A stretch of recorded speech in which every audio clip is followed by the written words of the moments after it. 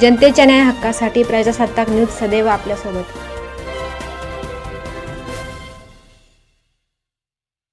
संगमनेर शहरात हॉटेलमध्ये अवैध गॅस वापरावर पुरवठा विभागाची कारवाई।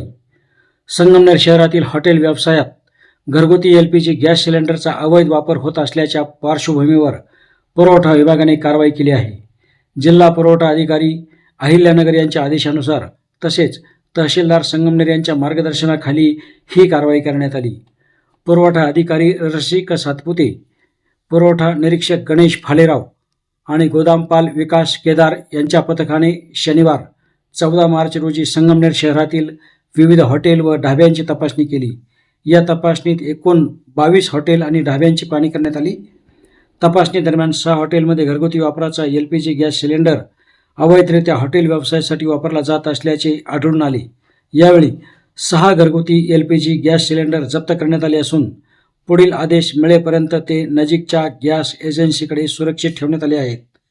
तहसील कार्यालय संगमनेरच्या वतीने नागरिकांना आवाहन करण्यात आले आहे की घरगुती गॅस सिलेंडरचा वापर व्यावसायिक कारणांसाठी करू नये, तसेच आपल्या गॅस कनेक्शनचा वापर इतर हॉटेल किंवा व्यावसायिकांना करू देऊ नये।